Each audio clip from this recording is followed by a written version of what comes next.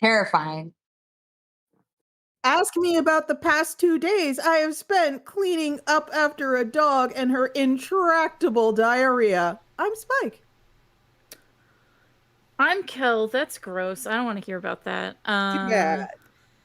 I'm Amanda. I have a psychiatric appointment in July. Hooray! I'm young, dumb, and full of psychiatric medication. Woo! I'm Coffee. And welcome to the Geek Show. In case you missed it, this is our guest for this week, the incomparable Sage Coffee, game dev cartoonist. Hey, that's me. What kind of thing? Oh, editor. I forgot to add that. You do a lot of stuff. Yeah, I do probably too much. Oh God, I know all about it. We all do. That's the story of capitalism. Sage is here to celebrate with us and sort of like count down the clock for our latest crowdfund on BackerKit. Wine Ghost Goes to Hell. It's Sage's first independent graphic novel, and it's about a girl who's like the girl on Tinder where you see her and you go, "Oh Jesus!" before you swipe left. Well, she died. It's like you know how she got there, but you're not sure if she'll leave. Yeah, it's like she is going to be the talk of her high school reunion. You know what I mean? Like, oh, did you hear? Oh my God, yes, it was on the news all the way out in San Bernardino, dude. It was on the news in Toronto. Like that is who Wine Ghost is. But she's in hell now, and it's actually going kind of okay. And Wine Ghost Goes to Hell is about Wine Ghost in hell and what happens there, Sage. She gets a really unexpected visit from someone from her living days. He said he just moved there, but really he died. Moving there sounds a little bit. Yeah. He's been there longer than he says he's been there. Spoilers. Spoilers. Yeah. Book spoiler immediately. It's okay. Terrible spoilers. There are lots of little things in the book that I feel like make it very, very rereadable. So if you think you know something about Wine Ghost, maybe you don't. Mm-hmm. Yeah. We recommend you still have like 2 hours. Let me go refresh. I do also want to say before we get too far into it, this is also us kicking off Pride Month. Yes, it is. Pride Month, everyone. Boo. Spike is our token straight. I'm the token. It's okay. I'm a Black woman in comics. I'm used to being a token lots of things. There we go. I made the stream look better. And just everyone knows, Wine Ghost Goes to Hell. It is leaving BackerKit forever in 116 minutes. I'm sure Amanda would be happy to, because Amanda's the one in charge of the stream right now. I'm going to paste the URL into our secret chat. No, I'm so tired. I'm not doing any more setup than I've already done. You can't make me. Just paste it into the chat. Oh, I thought you were going to make me do like a countdown timer or something. No, paste it into the chat so people can click it. Oh, okay, God. I was like, no, please. Yeah, it's like the literally 115 minutes left. Oh, yeah.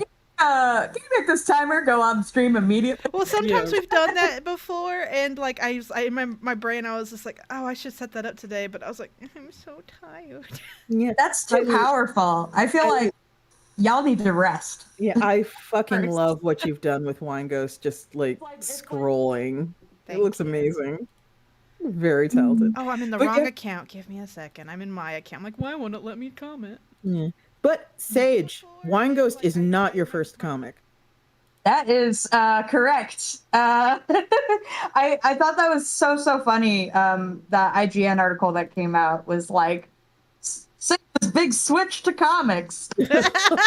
Yeah. Where it was them misinterpreting debut graphic novel. Yes. You haven't never drawn any comics. Absolutely understandable with the wording of it, but no, this is not my first rodeo. I've done comics for the Washington Post, the New Yorker, the Nib, tons of places, mostly autobiographical stuff. But before Wine Ghost was a graphic novel, she was a series of mini comics that I self-published, hand-folded and stapled and everything. Mm-hmm. I love those. And all of them were under the hour. I feel like I only came out with a new Wine Ghost whenever I was booked for a reading. So I remember once for Z Not Dead, which was a indie comics reading in Chicago. I had this giant puppet made and stuff. I was so excited to read Wine Ghost. Literally finishing the lettering on the Uber over there. Whoa. That is cutting it close. And I know all about cutting it close to deadlines. It was very never close. have I. Never. But luckily it was done. And as someone who likes to be overly prepared and plan ahead, you just made me die a little inside. Oh no! Kel got that sort of like eyelid twitch just listening, and it wasn't done until 3 minutes before I needed it. Well, yeah, nope. Luckily, I took my time with the graphic novel and have since learned better, much better. There, I made the stream look even better. Yeah, for what it's worth, I love how it turned out, and I'm excited that I get to publish it. And thank you for bringing it to Iron Circus, Sage. Oh yeah, thanks for taking a chance on my little drunk ghost messy girl. It's all I do. It's like I'm trying super hard not to make this like entire stream a downer, but that's like difficult because I pay attention. And like the landscape of comics has not again. We can't do this again. No, I'm so tired and stressed today, please. It's transformed a lot in the past couple of years, but unfortunately part of that transformation has been kind of a few places like not making it. You know what I mean? And most recently, a place that you've also worked with, I'm pretty sure. You've published with Nib. They announced that their latest issue will be their last. They were the first people to ever publish me. That was an outlet. And I'm actually in the last issue as well, the future. I was a Nib subscriber, and my issue came in the mail. I'm gonna read it this weekend, and it's just a huge bummer. It is a huge bummer. But like, I feel like another place to Nib, obviously. But there are like a ton of micro presses coming up too that are just That's good to hear. Like, I'm not sure if you're familiar with Bullgilham Press. Run I've heard it. Clemente. Did Stray with Molly Mendoza, fantastic work. Ooh. Lucky Pocket Press, some really, really cool risograph stuff. Risograph. Yes. Ye not old risograph.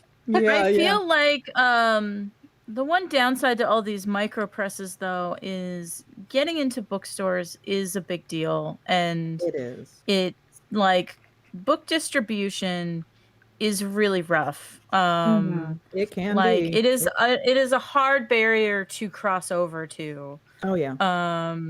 And so while it's great that these micro presses are out there, I just wish they had better distribution.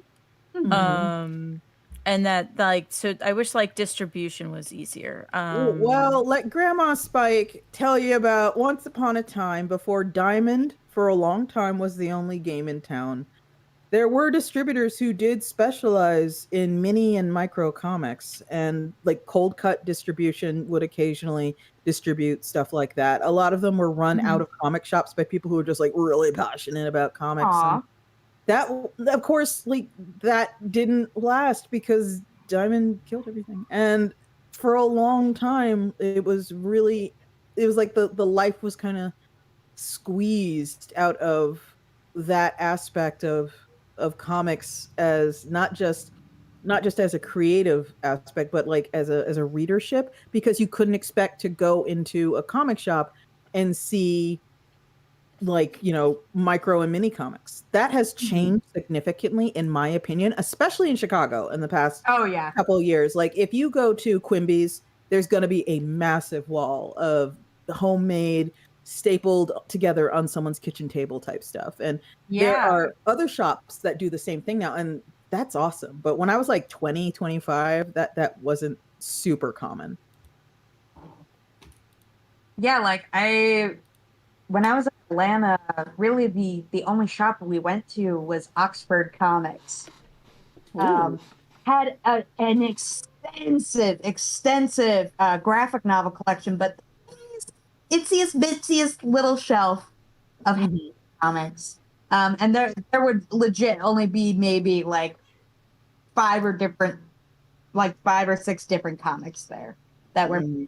everything else was graphic novels, floppies. They did have their porn in the front, which you gotta respect. Good for them. They were like, we're not gonna hide it. We Um, know what you are here for, you fucking animal. um, but yeah, it was, and from what I hear, that show has gotten bigger.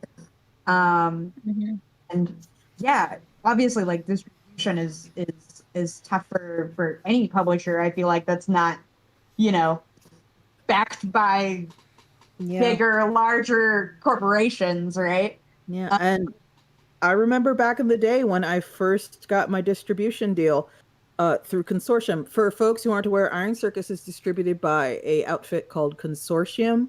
And Consortium, a year after I joined, was bought by Ingram, which is a gigantic globe-spanning book distributor. They call themselves a publishing services corporation now because they do so much more than just distribute, but their bread and butter, their original remit was they're a distributor. So I'm distributed in a roundabout way by Ingram. And when I announced I got distributorship, a lot of small presses contacted me and they were like, "How'd you do that? And how can I do that?" And I had to send out like a lot of emails that were like, "They're not going to care until you're putting out at least 3 books a year. Mm-hmm. And you are an individual person self-publishing. This is comics that would kill you." Mm-hmm. So Yeah. there's like a basic bar to entry like right there. When I think of Yeah. like publishers who are putting out interesting stuff that are also have really, really good distribution deals, I think of you and I think of Silver Sprocket. Yeah, Silver Sprocket's the best. Shout out to Silver Yes. Sprocket. Shout They out used to Avi, Yes, sweetest little guy. yeah. I saw a shot from I want to say it was TCAF on Twitter where it was the editors from Drawn and Quarterly, Silver Sprocket, and Short Box, and they were all having breakfast together. And God, I wish it were me. I know, right? I fucking despaired. I fucking Oh, despaired. Spike, you Yeah. despair while looking at that image, but you didn't want to go to that con Oh, or God, no. breakfast with people. No, I Let's wish be I could have real. teleported. I wish I could have teleported and had breakfast with them and then just teleported back home. We just gotta take them to dumplings. Yes, yes. Take them to that one dumpling place. Yeah, it's just one of those things though where it's like those are my people. I would have had so much to talk about with them. Whenever I get together with other editors, like this shit talk is just chef kiss. It's divine. It's perfect. Because they'll understand what I mean when I say certain things, and it's just I feel like it's that way with any cartoonist, really. It's just how much you know, though. You know, They have to like suss you out a little bit first to see if you're gonna be like offended. If you're like, oh yeah, I saw that. I didn't, and they just sort of like look at you. I didn't care for the nominees in that category this year at the Eisners. And there'll be like applause to see what you say. I know enough people that have won, but like 10 years ago, when it came to the Ignats, and someone would bemoan not getting an Ignats or not getting nominated, I would be like, you didn't get nominated because you know how to draw. But wow. Obviously that's changed, and that is not the Ignats today. But like at the time I was saying it, it was like when all the sad white boy comics were winning. I'm gonna go ahead and put something really quick. There we go. I saw that already. I'm gonna retweet it. I'm mean.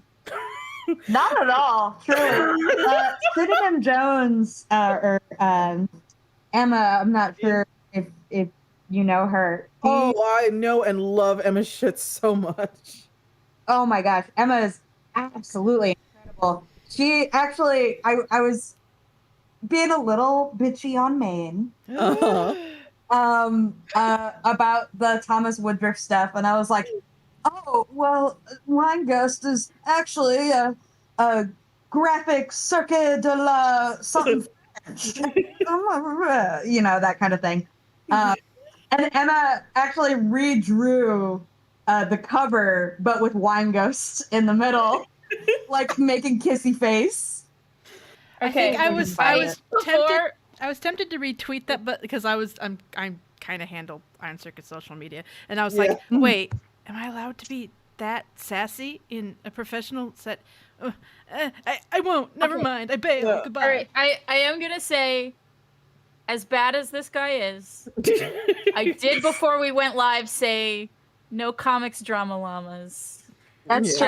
true. That is true. We have broken that rule by naming names. See, when I made my pot shot about the Ignats 10 years ago, I didn't say who I was talking about. If I can be honest, though, I think everyone's talking about this, so I don't and we know. should It's not probably that big a explain deal. it. We should probably And I- explain it for folks who don't know. This would be like talking No, about I- Pink Cat again. Yeah. I don't want to talk about it. No, It's if you just don't saying- want to talk everyone about an it, that's overview. fine. I just don't Yeah. consider this drama llamas because it's like Yeah, this everyone is knows something about it. I'm just going to give a quick overview. No. There was a book that was nominated for 4 Eisner Awards. For folks who aren't aware, the Eisners are functionally the Academy Awards of comics. They're the highest level of award you can get in the United States for specifically a comic book. And I mean, I guess. I mean, it just is.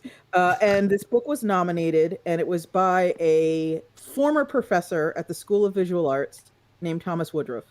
And just his name was enough to basically throw people into panic attack flashbacks from the sound of things, because he developed a reputation as a professor for being abusive, racist, and ironically not respecting comics as a medium whatsoever, which was bizarre because that was the capacity he was hired in, to teach comic students at the School of Visual Arts. There's other stuff that goes along with we won't dwell on like the racism and the sexism and the really shitty comments that are documented by students who went through it. We'll focus on the fact that they felt he had no respect for comics whatsoever, and he didn't like them. He was more of I've seen him described as a juxtapose artist, and I don't know if that will make sense for a lot of people, but it makes perfect sense. Oh wait, the If you magazine. know Yeah, what neither do I. Wait, do you mean that old magazine? Yes. Okay. He is very I don't much know a what that juxtapose is. type artist. That's totally okay. It was an expensive magazine I could never afford in Barnes and Noble, but I looked at the covers. And basically, he was a lowbrow artist, if folks understand what that means. And he, which is odd because he considered comics to be too lowbrow for him. Yes. And now he has put out a comic, and as a person who not a has comic. seen several pages of the interior, I honestly question if it qualifies. And it has got a lot of stuff going on in it that I'm not super thrilled by. And I will leave it at that, but it was nominated for 4 Eisners. And there was massive uproar about it, including a petition circulating to get the nominations revoked, which I don't agree with, and I'll get into why. But that eventually came to nothing because he refused the nominations with a formal letter after the uproar, and it became clear that he wasn't going to win. And I want to stop this conversation there. Like, let's move on. I don't want to talk about him. I don't want to talk about that's the totally politics of the Eisners. That's totally fine. If you bite me, I'll bite you back. Oh my God. I was talking to a cat. I'm sorry. No, Amanda was talking to me. I'm terrified. Oh shit! I'm so. I would never bite you, Sage. I've Eleanor, never thank you so had much the for backing- opportunity. Okay. Yeah. Eleanor, Well, I'll see you at Cake this weekend. Oh, then I Backer might number bite you. 939. We appreciate it. Thank you for backing Wine Ghost. Thank you for backing Wine Ghost very, very sincerely. We have 99 minutes left. I was about to say we're down to double digits for minutes left, and then Wine Ghost is coming home and Oh dry. my gosh. 37th, Yeah, 37th Iron Circus crowdfund. Oh, really? Yeah, that's no idea. it's a lot. It's a lot. That's so many books. It's a lot of books. I believe one was a pin, but I think the rest were books. I think. Yeah, it's a nightmare. My life's a nightmare. But yeah, I'm excited to have this on the shelf. and Madam, see it. you're not a host. You need to be quiet. I'm very grateful to be published by Iron Circus. Oh, yeah. I published one of my favorite art books. Like, is this yeah, artist yeah. Kanoya? Yes. Shit, yeah, that one was Totally a lot of gorgeous. work. Well, Because- and that's one of the reasons why I wanted to get the hot pink tipped paper. Yeah.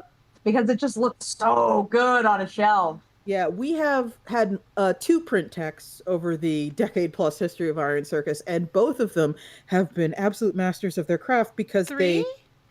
3? Has it been 3? We've had 3, yes. Oh shit! Has it really been 3? Because we had Rhiannon, we had Beth, and now we have fuck, Hi. you're right. We have had 3. Yeah. Shout out to Hi. Well, I'm a little daughter and grandma, but yeah, we've had 3. Gwam, And all of gwam, them take your have been- medicine. All of them have had a really, really good grasp on what is like what's printing is capable of.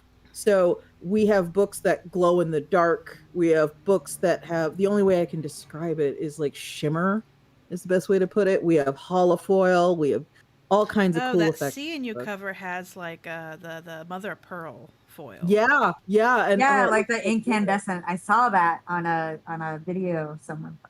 Yeah, and we always call it like tarting the book up. The book needs to look like a little tart because it's competing with all the other books on the shelf. When someone picks it up, they need to go, oh, Yeah. have a reason to look at it because there's so many other books out there, and it's See, publishing it is is- making me a bit of a contrarian now. oh, It's like, well, no, I don't want Starry Night to have anything shiny on the cover. Starry Night's gonna be a little tart. No, You're You gonna gotta put glow in the dark on it. no, put a little no. lipstick on her, a little rouge on her cheeks. Leave her alone. Glitter. This isn't toddlers and tiaras. You can't do this to Amanda's baby. Yeah, Oh, leave God. her alone. Oh, don't talk about toddlers and tiaras because I'll talk about Here Comes Honey Boo Boo. No, Yeah. you won't because I can kick you from the call. Oh, I watch like all the spin-off shows from that show. There have been multiple, in case you didn't know. Sorry, go ahead. I was about to say, like the Honey Boo Boo timeline is a No, thing that would not work in fiction because your editor would come into your house and slap you and be like, "No, dial it back." Like that's what the Honey Boo Boo timeline is. It's fantastic. Okay. Changing the topic. no. You're Um, no one wants to talk about what I want to talk about. If you if you search in Discord's GIF library for gay werewolf, I want you to know that you mostly get MTV's Teen Wolf GIFs. Okay. Oh, thank God. But yes, have you seen MTV's Teen Wolf, Sage? I just posted the first one that the The that's gay werewolf.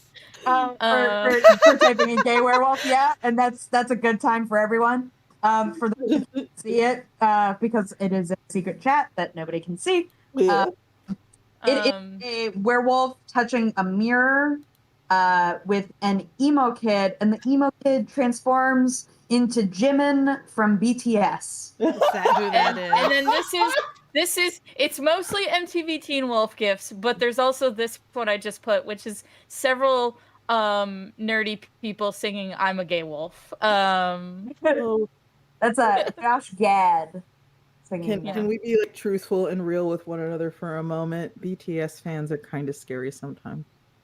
I mean, See, fans saying of that, you everything. summoned them. I mean, I think They're all fans gonna of come here anything now. are kind of scary. Yeah. Yeah. I think there's just a lot of those. I'm not like super popular on Twitter or anything, but I remember there was Yes, you are. I'm definitely not. There was a distinct period where I would tweet about pretty much anything. Like I would tweet about the weather, I tweet about my dog, I tweet about what I had for lunch.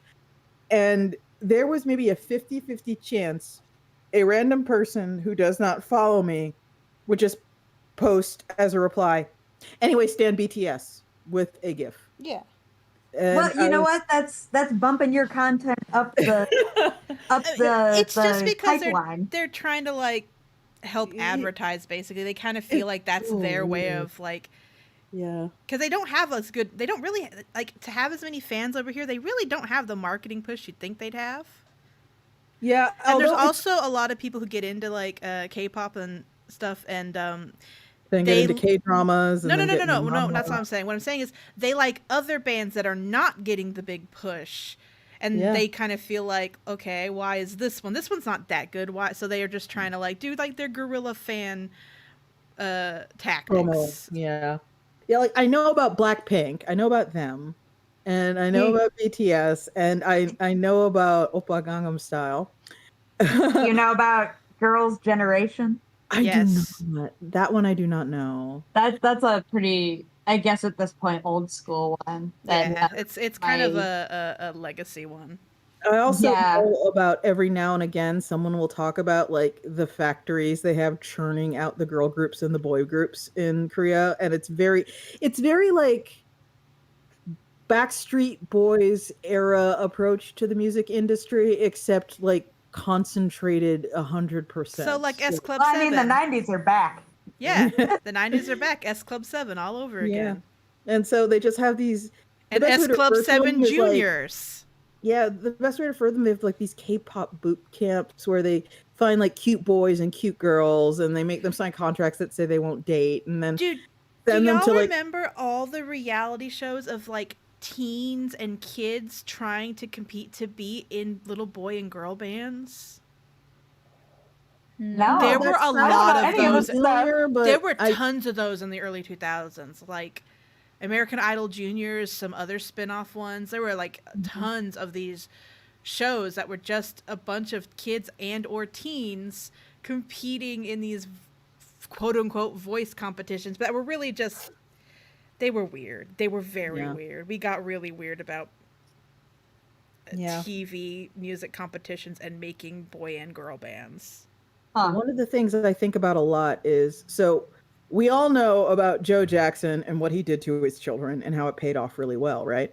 And we all know about Richard Williams and what he did to Venus and Serena and how that paid off really well, right? That is Birthed them? no, basically there is a philosophy, and I talk about this on Twitter sometimes, and the philosophy is that genius is not an inherent trait. Genius is a state that we are all in at a certain point. And if you are a parent and you have the time and determination, you can min-max your child into Oh, a yeah. genius simply because that's what a child's brain is going to excel at the moment. And Elasticity, baby. yeah, and it was pioneered by a man whose name slips my mind right now, but he had this theory and he proved it by turning all of his daughters, all three of his daughters, into chess grand champions, like every single one. And he just wrote a book about how you can do this. You can take your child and make them savant level skill-wise in a skill if you have the time to sit down and do it, because there's a window and that window closes. And Richard Williams, Venus and Serena's father, did that. He did that to them when they were little children. He was the father who was waking them up at 5 a.m. to run laps and do practice serves, and they'd go to school, and then he'd pull them out of school an hour early, and then they would practice tennis till dinner, and they would do that 6 days a week. And I remember seeing a documentary about this when they were like prepubescent, like, 10, 11.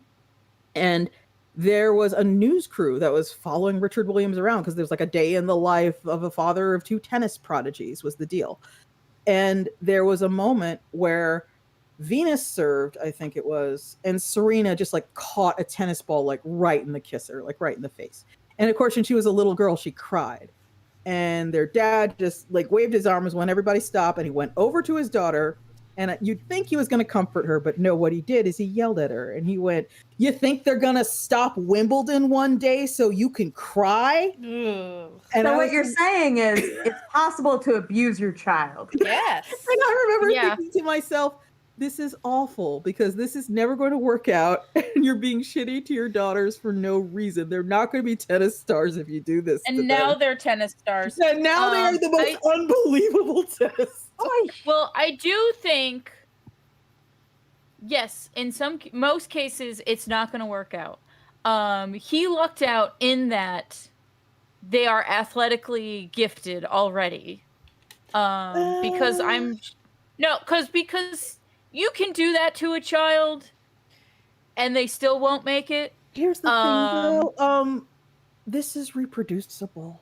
No. But Kel's basically saying, okay, Yeah. for example, my brother you could have never done this to one of my brothers because he was literally incapable of building muscle.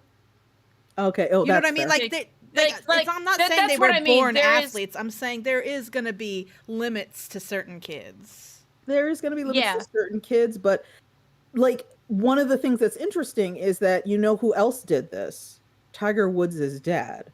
And you know who else did this? Naomi Osaka's dad. And you know who else did this? It's like there are like Shirley Temple's mother did this without realizing she was doing this. There is this and there's actually a whole subculture of parents. Every once in a while, you'll hear about like 9-year-old painting prodigy, 10-year-old novelist, spelling bee champion who spells polykleiditis or something. That's where these children come from parents who have read this one man who trained his chess champion daughters' book.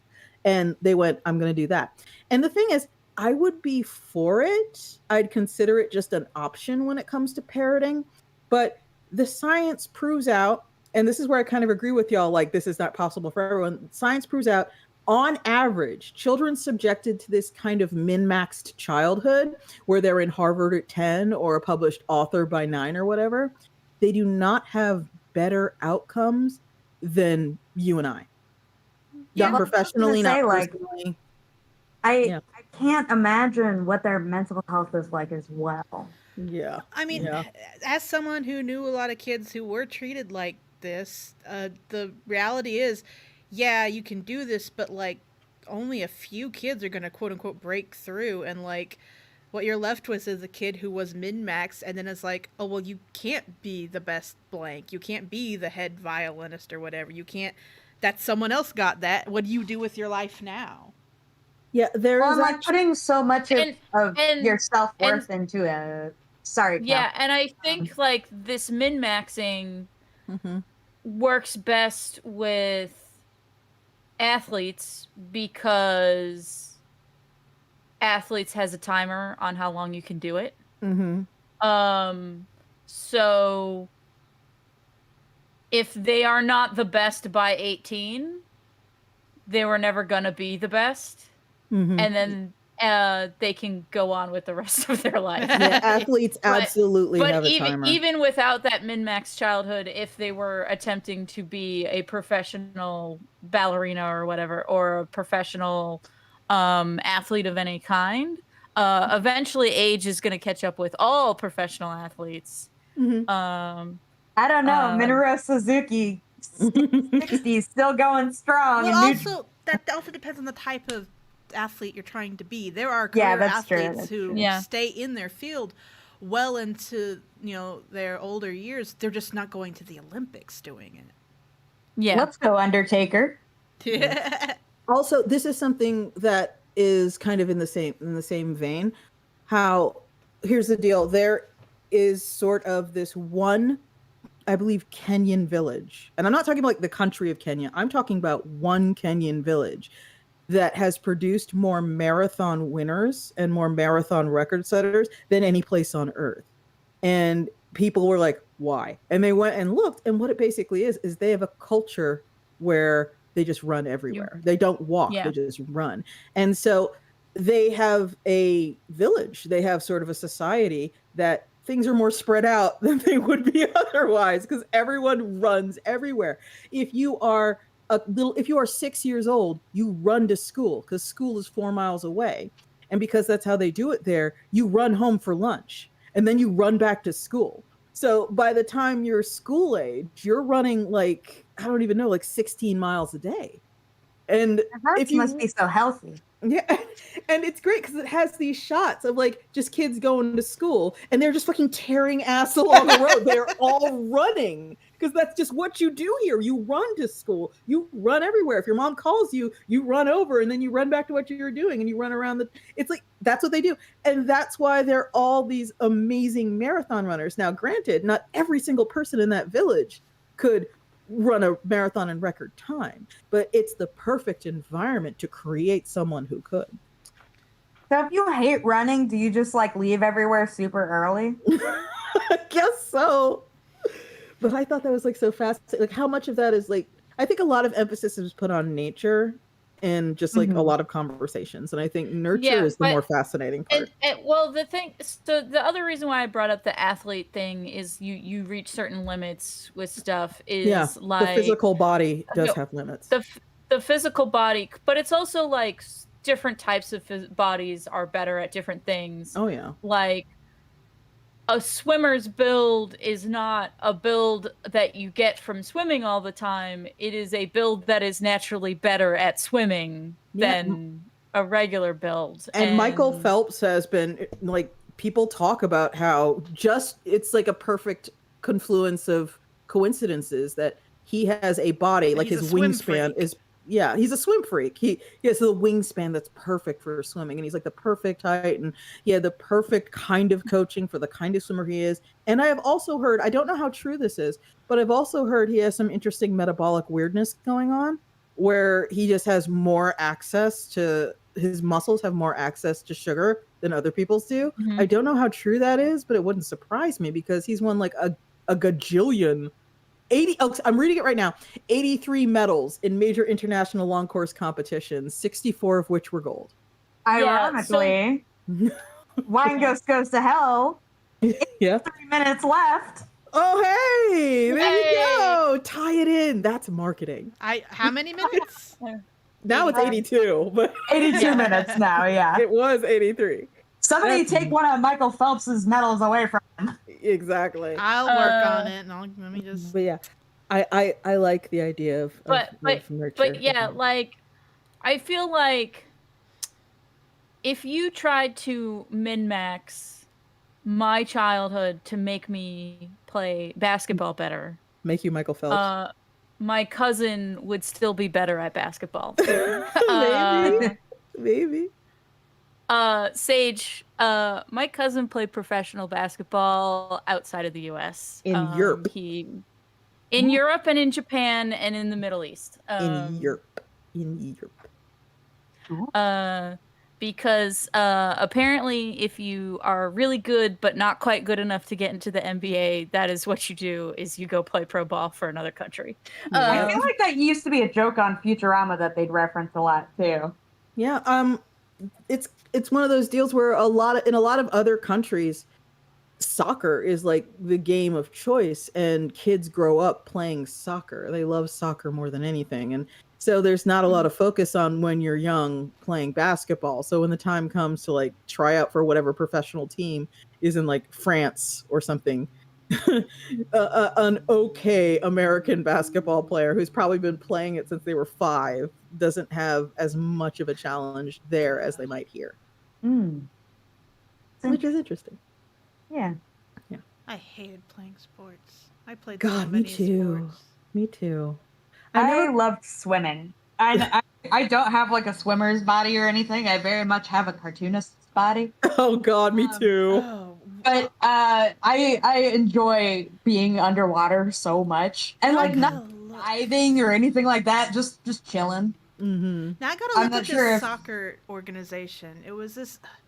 So I was in this soccer organization, and it was like fun family something soccer, where basically it's soccer for fun. You're not supposed to push the kids. You're not supposed to,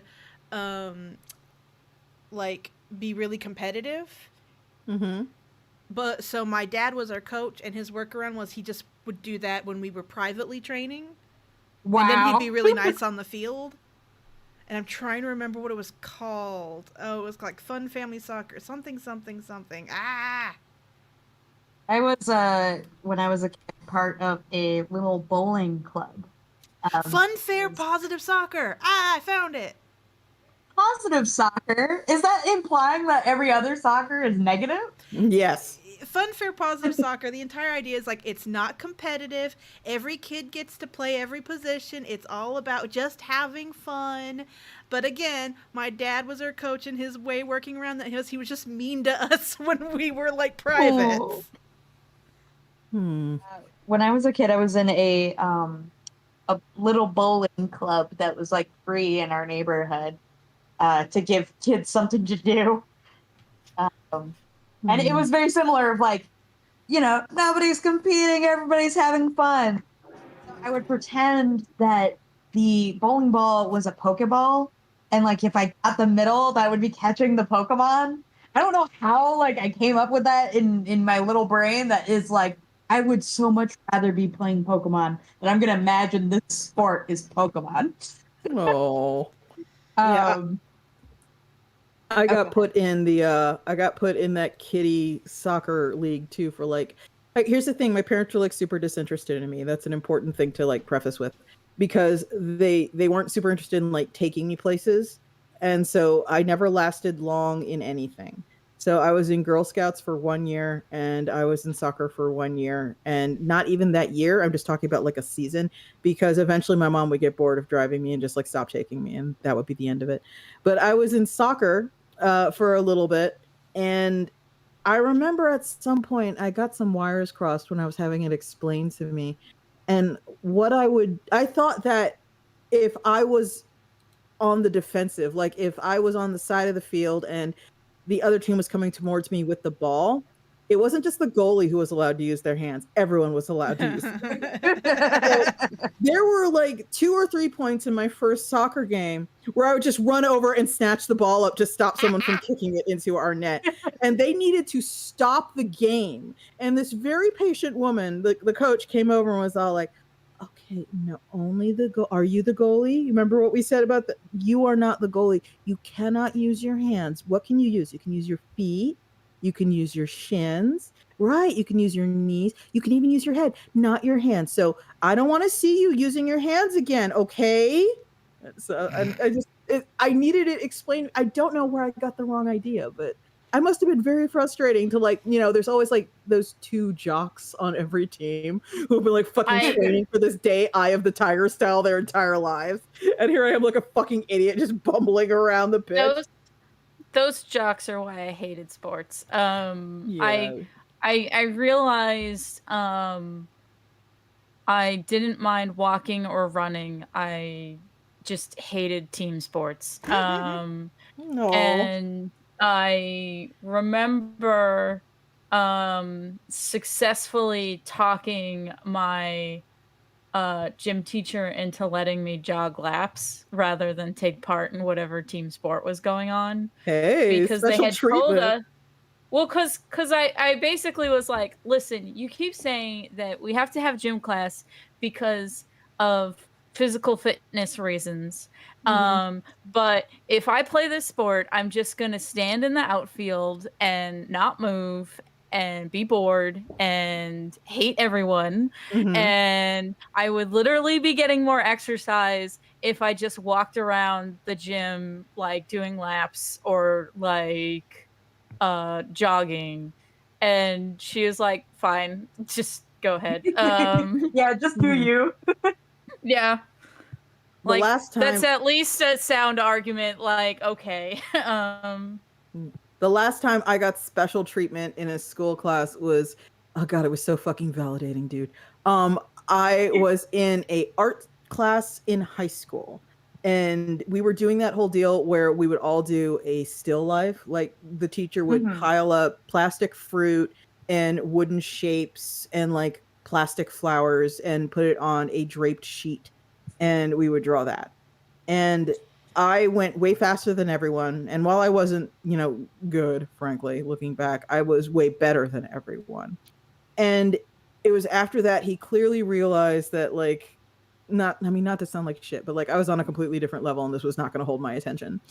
But he knew what I was into. And so he said, hey, do you want to just do some self-directed study? And I was like, what does that mean? He's like, well, what do you want to spend art class doing? And I said, "Can I just make an animation cell?" And he's like, "Yes." And Nice. so I felt like the specialist little princess because I got to spend art class like with a piece of cellophane and special paints, and I got to just make a cool animation cell. And everybody would come over and be like, "What are you doing?" "I'm making an animation cell. I don't have to do the still life." I felt so fucking special, dude. I love that teacher. Um, At my That's- school, we didn't really have skill teachers like that. And I had taken all the art classes absolutely possible, and I had taken all the English classes possible at that point. And I was like, there's nothing for me to do. I don't want to learn another language, and I don't want to do computers because I already know them too good. And so I signed up for this bullshit class they had called fitness class. Mm-hmm. Was not gym. It was basically for athletes to keep training in the off season, so it counted as a credit. Like, it was so. So we would lift weights every other day, and then in between on our quote unquote rest days, we would study a sport, but the sports would be like dart or yoga or like something like that. It was so ridiculous. But I was there with legit like just the school's football players and volleyball stars, and me, scrawny as could be, trying to lift the bar. Oh. It was. I mean, I got muscle out of it at the end of the year. I was pretty impressed. One of the art teachers at my high school was my aunt, so special treatment in art class was my middle name. I also ran out of like art and English related electives that I wanted to take. And so I ended up taking this. I forget what it was called. So something economics. Basically, it was a class where you trained to teach economics to children. Okay. Yeah, it was a weird class, but that's what we did. You had to learn economics, and then you had to make a what's it called? Not a curriculum, a rubric. Anyway, A rubric. Syllabus. Yeah, syllabus. And just had to teach economics to children, and my partner checked out, so I had to teach the children by myself. Oh no. Luckily, I like kids, so it worked out, but it was a very strange class. It was one of those classes where, like, when I was actually convinced, like, I don't think this class is real. There's no way I'm getting a point. I don't think this class is real. Until I see my, like, transcript, I'm not going to believe I got any points for this. So the thing with, oh, sorry, go ahead. So our school had 3 different art classes that were like all like seniors and freshmen, like, and everyone in between mixed together. And so you would just retake the same art class every year. Like, oh my God. So, or like, cause it was like 2-period sculpture, 2-period drawing, but then there was a 4-period art class. So like you could take, either of the 2-period ones, or you could take the 4-period one, and it was just like everyone at every grade was taking like one of those 3, because I think you had to take at least one 2-period fine arts class, and also everyone had to take at least one practical arts class in our high school, and then you could do whatever other art electives that you want. And so since I just kept retaking the 4-period art class and my aunt was one of the teachers, it was like, just do what you want. Like, like as long as you're making art, like yeah, that's what we got to. And I remember I was watching like 80s movies. Of course I was watching like 80s movies and shit. And we didn't have the kind of school where they let you paint a mural. And I was like I wasn't super assertive back then. I was like constantly trying to drop hints like, you know, other schools have murals. And it's like, yeah, well, those are other schools. You go here. Wow. See, I went to a school where they conned you into painting the murals. Oh, I would have loved to paint a mural. No, not at this school. I would have have loved it. I know they would have like super policed the contents, but still. Yes, I was only allowed to paint flamingos. Ew. What? Don't ew flamingos. Flamingos are great. Why Other flamingos? kids They're got boring. assigned the alligator.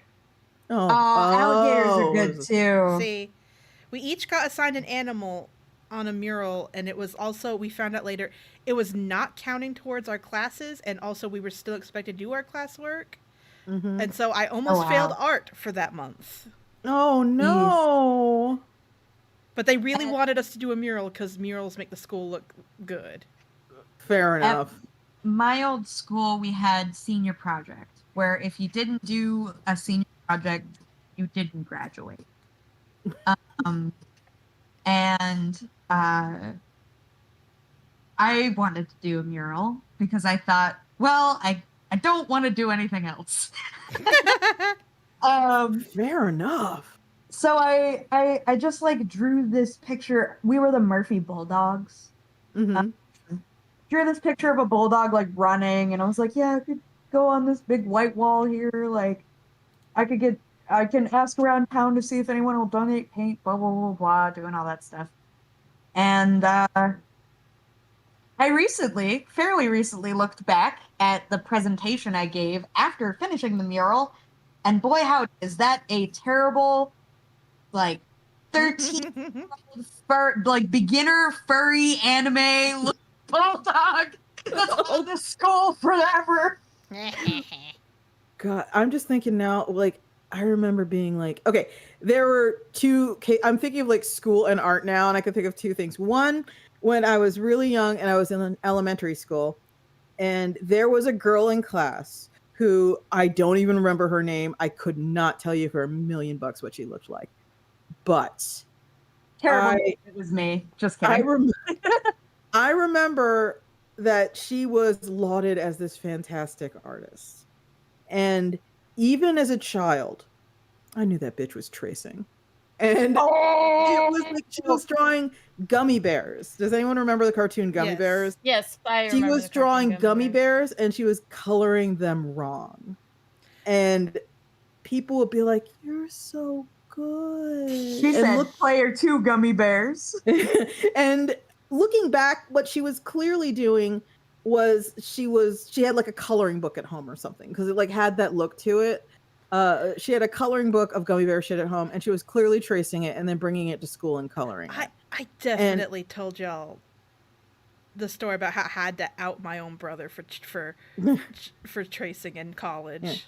First of all, it's Pride Month. We shouldn't be outing anyone. But that I remember just like simmering, but not really kind of, because it was grade school. It's like third grade. I like didn't have the words to say, actually, she's tracing, so that's not really good. Like, if you could follow a line, you could do that too.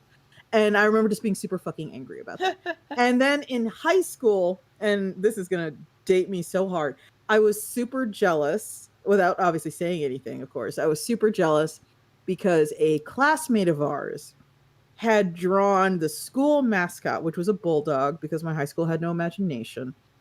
And the bulldog had what I now recognize to be Super Saiyan hair. And it was wearing a football jersey with like the football pads on its shoulders. And it looked like a Frankenstein monster, because it was like that high school mascot head and the anime hair, and then like the superhero perfectly delineated abs kind of body. Mm-hmm. And he sent that into Nintendo Power, and it got published in Nintendo Power. Oh my god, powerful. And I was incredibly fucking jealous. I was incredibly fucking jealous. That his bulldog Super Saiyan. That is made bulldog it. Super Saiyan with man. like impeccable abs. So when I was in community college, that was also I had taken all the art electives they had, and I was running out of things to do. So the painting instructor was just like, just hang out in my multimedia class and be my unofficial TA, and you can just work on like whatever, like your comics, and you'll get credits. And I was like, okay, because this is when I thought I was going to finish college. Ha ha ha ha ha. Anyway, Oh. but I kind of became his unofficial TA, and I helped him like grade stuff. And my brother waltzed into that class, and he started turning in art, and I was just like, "You're tracing Scotty Young." Ooh. And I was just sitting there like, "What the fuck?" And I went up to the wall, and I went up to it, and I was like, Christopher, Chris. Next assignment, if you do not bring in something that you drew, I will tattle on you. I will tattle. Yeah. I'm sorry. Tattle. I will Fucking tattle on you. This Do is it. your warning. He was like, Fucking tattle. and he just went, "You won't." Oh. No. So then, so then of course he did it, and I was like, Mr. Schnell, and I just had opened up my No. phone, and I was like showing him everything. I was like, "My brother Trace," and he got in trouble, and then Good. and then he Cheater. got in trouble again because he was also plagiarizing in the creative writing class. Oh my No. Oh my God. It was so like he had just gotten in trouble for that, and it was again. I don't even mean to drag my brother. I'm sorry. Dragon. No, but it was just one of those moments of, I can't believe I have to do this. I can't believe you pushed me to this. Yes, you did this to yourself. But the other thing is he could draw. That's the other thing that pissed me off. He could draw. Mm-hmm. He was good. He just chose not to. Yeah, and that should be penalized. That should be penalized. Related to Scotty Young, one of the most bonkers requests I've ever gotten at a convention was at Charlotte MiniCon, where Scotty Young was tabling at that convention. Mm-hmm. Somebody walked up to me and said, "Can you draw like Scotty Young?" And I was like, I guess I can try. And he's like, "No, but I want you to draw exactly like him." And I was like, I can't. What? Just get. He's I right don't down there. remember. Go Just get get him. commission from Scotty Young. I remember at one of the first Emerald City Comic Cons I went to, there was a guy who basically drew just like Mike Mignola. Yep, that was and- epidemic for a while. Well, no, it was just like, the funny thing is Mike Mignola was like a special guest of the con, so someone wanted, like, a friend of mine, I remember being like, Mike Mignola's right there. You don't have to get this cheap knockoff of Mike Mignola. You can go get the real Mike Mignola right now. Like, yeah. I'm glad my husband is here right now because he can verify this truly happened, because I'm an idiot. This is back when we were going to San Diego Comic-Con on the regular. Can't recommend it, stay far away. But we used to go, and I there like was it. I hate it. I hate it. There was a whole Wait, and that's pause. Yes. Pause. I will let you continue, but I want you to know that back in our Dirty Old Ladies podcast days, you, Spike, were pressuring me and saying I should go to SDCC. Anyway, continue the conversation. It's like sticking a fork in an outlet. It's something everyone should experience just to know what it's like, but it's not positive. What you were saying. It's not positive. That's not what you were saying. But Spike really just said on stream, everyone should experience death once. we should all experience death at least once. But yeah, God, there was this time at San Diego Comic-Con where things were winding down, and because we were on the show floor, we were exhibitors, we could hang out long after the con meet, is what we referred to them as. The attendees left. And so the floor was con meet, yeah.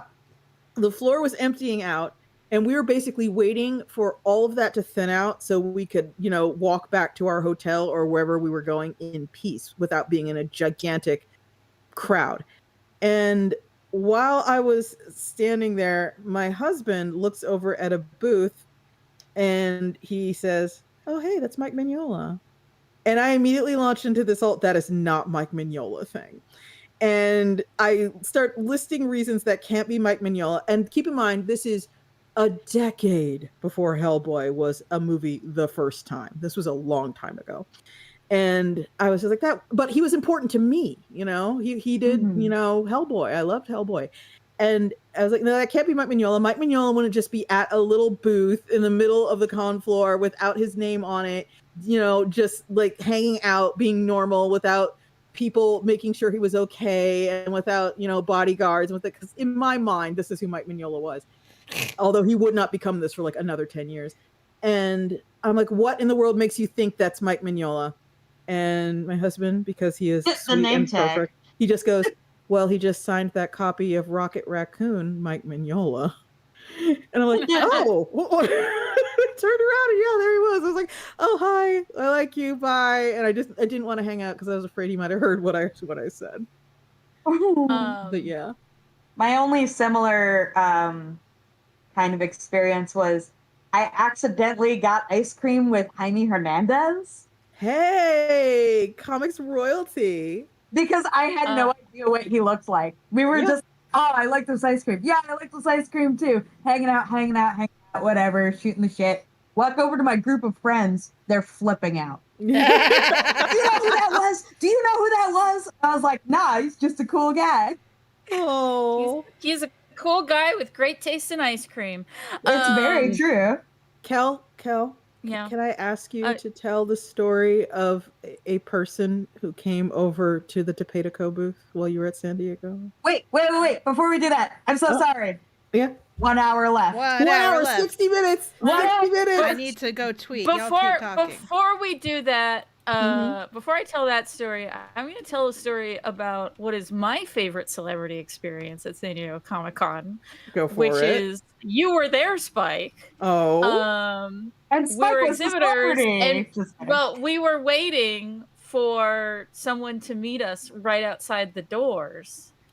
And someone wanted to get back into the exhibit hall, but was not an exhibitor. Yeah. And was shouting, "Don't you know who I am?" He sure was. To demand to be let back in the exhibit hall. It was the Ancient Aliens guy. What? He sounds like the kind of person who would be like, "Don't you know who I am?" Yeah, he was yelling that his wife was still on the con floor and they should let him in because he just needed to meet up with his wife and they were gonna come right back out. And the guards, they had this look on their face like, people 1,000 times more important than you have given me the same line and I don't let them back in either.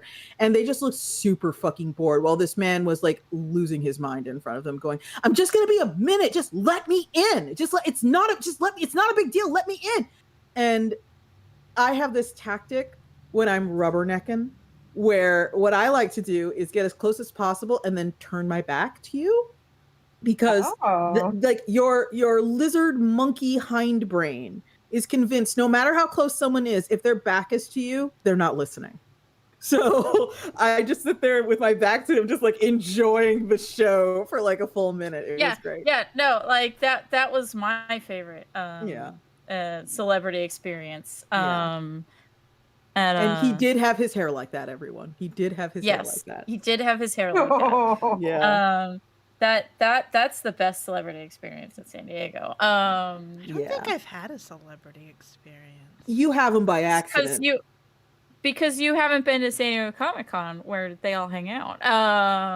Yeah, go to Dragon Con too. They're all over Dragon Con. I remember. I think the other problem is I don't recognize celebrities. Oh, you don't have actually. I was about to, there's this time where I was at San Diego Comic-Con. And I was just walking down the hall and like this super stereotypical nerd voice complete with like crack in it, like it was a pubescent boy, said out loud, "Oh my God, you're Ray Bradbury." And everyone turned around and sure as fucking shit, it was just Ray Bradbury. He was being wheeled in like one of the wheelchairs that belonged to like the con hall because he was old and he couldn't walk, and he just smiled and waved, and like that it was fucking over for him at that moment because then like people clustered around the chair and I kept walking because I don't think Martian Chronicles are that good. Also, I also did see George R.R. Martin at San Diego. And you did him a solid, tacos. Right? Yeah. No, he was just eating tacos. Oh, okay. You didn't scream, "Oh my God!" You're not bothering him while eating tacos. Yeah, basically. I guess I have seen some celebrities. They're just celebrities I don't like. Yeah. I said that I liked Song of Ice and Fire as I left because I was eating in the same restaurant that he was eating tacos at, and he said thank you, and then it went back to his tacos. Yeah, he had tacos to eat. I do also I think it was the same year. It might have been the year before. Evan Dom met him and was like, "You're George R. R. Martin," and he goes, "Yes, I am," and then immediately left the party, like Didn't want to be because someone recognized. recognized him, like.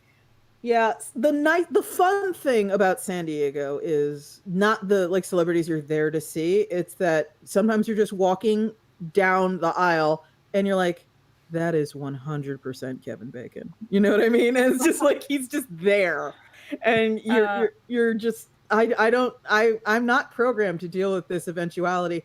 I'm just gonna sort of like quietly observe that is definitely Kevin Bacon, and then be on my way. I have met Josh Whedon. I met him at a San Diego because it was when my Buffy book came out. So there you go. He was very hungover. Don't awe him. He's a abusive shithead. Wow, problematique. I'm sorry. Did you not read that article? I did. Not to worry. I read it. I'm aware of the. I'm aware. What were you trying to say, Sage? Oh, I was just gonna say. So recently in Chicago, there was a Mission Hill screening. Ooh. Oh, okay. And Bill Oakley and Josh Weinstein were taking Q&As and like doing trivia and like all that fun stuff. And I had forgotten that people who like shows don't necessarily know what people who make shows look like. Oh. Kind of like right next to where like tickets were. So I assumed they were just greeting people. I walk right up to them. I'm like, "Hey, super excited about the show, you know. Loved it as a kid, blah, blah, blah, blah, all this." And Bill Oakley looks at me and goes, "How do you know what we look like?" Oh, no. And I was like, "Oh, no, I can't tell if he's joking or not." And he's like, "Me and Josh are going to go over here." And I was like, "Oh, no, he's not joking." Oh, God. Awkward as shit. Yeah, I was like, I'm a Twitter cartoonist, which is... Yeah, you don't know how nerdy I am, sir. Yeah. When I was at San Diego, too, there was like this moment where I was walking by a table, and this is very Gen X, so no one's going to get this. But I was walking by a table, and I stopped, and I looked, and it was Judd Winnick. And I went, I know you. Yeah, there used to be a really popular TV show on MTV called Real World. And it was just, they put like a bunch of strangers together in a house. It was like a I know the Real World. I just don't know any people in the Real World. Yeah, Judd Winnick was, I think, first season of Real World. And to let you know how fucking ancient this show is, the big controversial thing about one of like the 12 strangers in the house was one of them, Pedro, was HIV positive. And like that was the big thing of that. That's how long ago this was. Was this like the 80s? Like early 90s, I think. Early 90s. Yeah. Okay. And it's like, what happens when people stop being polite and start getting real? Like that was like the theme song. And Judd Winnick was in the house, and he was a cartoonist. And I remember watching Real World specifically because there was a cartoonist in the house. Like that was my big interest. And I saw him at San Diego behind a table and just stopped and looked and went, "I know you." And he's like, "You definitely do." And I said, "But I guess you hear that a lot." And he's like, "I definitely do." Outside of San Diego Comic-Con encounters, I have met the entire cast of Pete and Pete. Ah, yeah, that's right. They did a show, didn't they? Because I helped Jay and Miles organize the Pete and Pete reunion thingy in Portland. So I got to have dinner with all of them. So I feel like a baby chat. I don't know what Pete and Pete is. Pete and Pete is... I heard of it, but I've never seen it. It was an old Nickelodeon live action show that is not realistic in childhood, but does a good job capturing how childhood feels. So kind of like a Malcolm in the Middle kind of thing? It's more surreal than that. It's extremely surreal, yeah. Yeah, it's like how kids view the world. So like Toby Huss plays Artie, the strongest man in the world, who is like a local superhero, but he doesn't actually have any powers. The kids are just really impressed. So it's just an average day in Chicago. Yeah. And then, but they live in the suburbs. And then there's like a time when they're trying to find out if like they're trying to figure out if someone's an alien. Mhm. And they're coming up with all these tests to figure out if a person is secretly an alien in disguise. Like, and one of them was, can they hop on one foot? Because an alien wouldn't be used to Earth's gravity. And like Aw. just stuff like that. It feels very Ed, and Eddie in its vibe, but it's live action. Oh, I love that. Yeah. And the So whole, I feel like it's even more surreal than Ed, Ed and Eddie, even though it's Yeah. partly because it's live action. and it has this. Their mom has a metal plate in her head, so she gets like radio signals. Yeah. And it's about two brothers who are literally both named Pete. Yeah. Mm-hmm. Oh wow, And- so that is very much like Ed, Ed and Eddie. Yeah. Down to the name thing. And it had a Cartoon Network, was it a predecessor? Or? It was on Nickelodeon. Oh, Yeah, competing. Yeah, and it was on Nickelodeon. I think the theme song was by the Flaming Lips. I could be wrong. Yes, yeah. And Eddie Izzard is randomly in it. Yeah, just in it. Oh, Susie. Susie is. Oh, no. Oh, Susie. She just announced her name change and it's literally also, today. Oh, okay. Wow. Also, I didn't mean Susie Izzard. I meant to say Iggy Pop is in it. That's a very different person. It's a very different person. It's like I said it and I'm like, that is the wrong name. Someone in my chat is saying the theme song is by Polaris, not okay. by the Flaming Lips. You know what? Anyway. Decades. I'm sorry. I have my only theme song fun fact is that the Jimmy Neutron theme song is by Bowling for Soup. Oh, I like Bowling for Soup. They did 1985, didn't they? They did, famously. Yeah. And I actually, hold on for a second. I have one thing that I like to tell people to do. I would like people... Is it to back? Number one, back Wine Ghost. Secondly, I would like very much... God, if I can find it. There is a song... The theme song for Futurama is by Danny Elfman. And a lot of people sort of like understand what I say when I talk about like the theme song for Futurama. It's nothing they haven't heard before. But there is another song out there called Psyche Rock. And I want you to just go ahead and Google Psyche Rock and listen to what comes up. It's by a man named Pierre Henry. And if you listen to it, you're going to be like, what the fuck? I've seen this before. I felt like this was going around Twitter for a while. Yeah, and I don't know the details, but it's definitely something where if I was one of the involved parties, probably Pierre Henry, I'd probably be pretty fucking mad. My friend gave me some cursed information recently. Ooh, I love cursed information. And it is that L. Ron Hubbard of Scientology fame, Foundation, made some really, really good psychedelic rock. Oh yeah. Oh yeah. It's so good, and I'm so I learned about that. I learned about that from a Todd in the Shadows episode. Yeah. Oh my gosh, y'all are so knowledgeable. I'm out here just freaking. No, I just watch YouTubers. That's it. I'm watching the wrong YouTubers. But Sage, I would recommend checking out Pete and Pete. Here is Iggy Pop in a oh my god cardigan.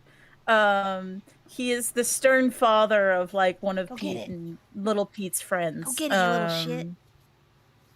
Sorry, I'm Amanda's talking to my cat. New mother. You have to excuse her. She wants attention, so I'm throwing a ball for her. Yeah. Oh, also, the guy who played Big Pete, fucking loves comics. Oh, good. And in particular, he was a huge Tank Girl fan.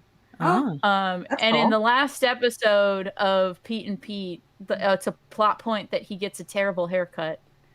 And since Fair they knew enough. it was the last episode, like they were like, what's a haircut you actually want that's like wild and out there? And he got Tank Girl's haircut. that's awesome. That is in the episode because they asked him what crazy hairstyle do you want? So they did literally shave his head and give him the tank girl haircut. That's cool. Yeah. This makes me think too of like when I was watching like TV in the 90s and like nobody gave a shit about comics, like period, no one cared. And I remember But Kevin Smith was alive. Yeah. early 90s, I guess. Network television. How about that? And Okay. I remember I was watching an episode of Roseanne and I lost my mind because Darlene and David, for 2 episodes, how sad is this? They wore Fun with Milk and Cheese shirts. Aw. And I remember thinking to myself, holy shit, mainstream recognition. Comics are going places, baby. Darlene is wearing a Fun with Milk and Cheese shirt. I kind of feel that way whenever I see an Easter egg in like a show I like. Yeah. This Fool on Hulu has Love and Rockets posters in the background. And every single time I want to pause it and point to the screen and go, oh, that's comics. I know what that is. I know what that is. This is meant for me. Tangentially related, one of like the fun things about running a publisher is every once in a while you will get an email from some Hollywood type and they're all like, hey, so I work on a pilot and we are doing set dressing for the pilot and we were Googling around and our character would definitely read the books you publish. Can we get a box of them just for set dressing? And why the fuck not? The books cost basically nothing to us. They're like $3 each. So sure, I'll mail you 10 books. And if I pay $30 and a year down the line, I get to point at the TV screen and be all like, check it out. That'll be worth it. And if not, oh well, it was $30. I think I've spent that amount of money on a mobile game before. Yeah. Yeah. So I figured, why not? Why not? It has, as far as I can tell, no pilot we've ever supplied set dressing for has ever made it to air. But people ask and we do it. Well, a lot of things too just won't tell you. Yeah. It's a very real possibility that those books are being passed department to department. Yeah. It's like they keep them being used in things. Yeah, that'd be pretty fucking cool. Like every once in a while I'll watch a YouTuber and sometimes they record in front of their bookshelves and I'll be like, that's one of my fucking books. Like, you buy my books. Yeah, a couple of people have like Smut Peddlers and Sleep of Reasons on their bookshelves and I like to pause it and post it on Twitter. There's a YouTuber I liked to watch, Sophie from Mars, and she did a big video about the Matrix sequels are good, actually. Mm-hmm. And the person that she collaborated on with the video has a bunch of comics on her bookshelf behind her, and one of them is TJ and Amal. Yeah. And that one's easy to spot because it's so thick. And it has a very unique colorway, the Minions colorway. Yeah. Yeah. If I ever saw a wine ghost on like somebody I watch's shelf, I would absolutely just crumble into little dust and fly into the ocean. Yep. I was so excited. Yeah, it's always a really cool feeling. Like when I forgot to share one of my favorite stories. This is at like the magical show that I did, the show that changed the direction of Iron Circus forever. The show where I met Fable Siegel for the first time, and Fable was like, hey, so I'm talking to Tracy Butler and we're trying to get a cartoon off the ground and we were wondering if you could help. This was Kala, and while I was there, I was just talking. Wait, was this 2019? I think it might have been. That's when Wine Ghost got signed. Oh, hey, there you go. Yeah. But yeah, I was a busy weekend for you. A very busy weekend. And I was there, and Rebecca Sugar and Ian Jones Courtley came by. And they were like, hey, what's up? And I'm like, hey, what's up? And we chatted. And there was like 2 people sort of politely waiting in line behind them because they wanted to get something from me, but obviously I was busy. And then they left. That's how lines work. That's how lines work, yeah. And they left, and then the person came up and they were all like looking at my table and going, oh, I'm glad you're here. I'll take this, please. And it's like, cool. And then I decided, to have a fun moment. I was like, You know who those were? And they're like, who? Like the people who were just there. And they're like, no. I'm like, yeah, that was Rebecca Sugar. And they looked at me like they didn't believe me. And I was like, no, that's really her. That's Rebecca Sugar and that's Ian Jones Courtly. She's like, really? And you could see like the freak out starting to happen. It was pretty awesome. I enjoyed getting to be that person. Making the children. You monster. It's fun. It's fun. Because now I'm old and jaded, and it's incredibly hard to get me excited. But we have 6 whole people on the pledge train right now. Woo, pledge train, choo choo. Something to be excited about. Explain the pledge train to me, because I kept staring at it going, what the hell is this? So I the think pledge it's train, just like people backing in succession. Yeah. It's basically like, how many do y'all watch a lot of Twitch streamers? Yep. So it's like the hype train. Yeah. I don't Yeah, watch a it's lot of just that. streamers, no. Basically, when someone pledges for the first time, when someone pledges to a project, a $10 10-minute timer starts. And that means someone has 10 minutes to also pledge and be added to the count of people on the pledge train. So it's kind of this peer pressure, don't break the chain, keep the hype going marketing. Oh, I don't get thing. anything out of it. You get to watch number go up. Me not Yeah, like number me not, go up dopamine. Yeah. Neuron activate. Me not Yeah. motivated by number go up. You've Yeah. noticed when Duolingo scolds me and I just send it to the Ignore. shadow realm and I have not opened it back up. Yeah, but that is what the pledge train is, and we have 6 people on it. Woo! Yeah. Woo! Yay, Okay, wanna now go I straight in know. and fuck the judge. Also, 45 more backers, and we will have had 1,000 backers. 4 Incredible. big numbers. 1,000. Yeah, and like So, hey. for as like Flying Ghost is big to me, but she's not big to everyone yet. Yeah. And I don't know, when you Pictures- 1,000 people in a room, all Mhm. for what you made, that feels good. That always feels good. I am occasionally bowled over by the level of support that Iron Circus books get sometimes, because it's like, this is a company that we kind of live or die and exist because of word of mouth and because of the goodwill of people. And it's wild when, like, I run a crowdfund. For example, the crowdfund I ran with Kel a while back was for Woman in the Woods.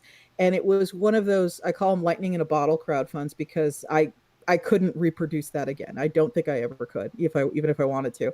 But it kind of caught the zeitgeist. It was at a time when, like, indigenous issues were a big deal, because there was a lot of sort of water protectors trying to stop a pipeline from going through. So that was really, really in everybody's consciousness and on the news and on social media. And it had a higher profile than, frankly, it had in like a decade at least. And suddenly, here we are. You're licking my toes. I thought you were supposed to keep that between us, Amanda. Anyway, we come on Kickstarter with like a la-di-da. It's like, okay, here's Woman in the Woods. It's great for young children, and it's fairy tales that are from Indigenous North American tradition, and it's by Indigenous North American creators. So wouldn't it be cool if you got this for your kids, so they could read And something? also, from Hans it's part of a Christian series Andersen? where you can get the whole set, like, Yeah. so and because a lot of people grabbed the whole set, and it proceeded to explode. The crowdfund proceeded to explode in a way neither of us anticipated. If you had asked me the moment I pressed the launch button what it would do, I would have told you it would have made like maybe 50 or 60, and it ended up making like 330 something. It was, That's so incredible. and it was Honestly- horrifying to behold. I mean, horrifying on the back end, but Yeah. as a viewer, very incredible. And Yeah. also, I'm sure as a contributor. Yeah, and I have to tell you, the first crowdfund, I kind of got my like crowdfund fear out of my system very early on, because I ran a smut peddler on Kickstarter gosh. years and years ago, and it ended up making like 83,000. And I remember the moment it tipped over 80,000, and like a voice inside me was just like, "This is it. You fucked up. You're dead." You're dead. You can't fulfill this. This is too big. This is too big. You have bitten off more than you can chew. You're about to fucking die. And you're going to earn it. You're going to deserve it because this is too much. You've gone too far this time. You've really fucked up this time. And that was for an $80,000 Kickstarter.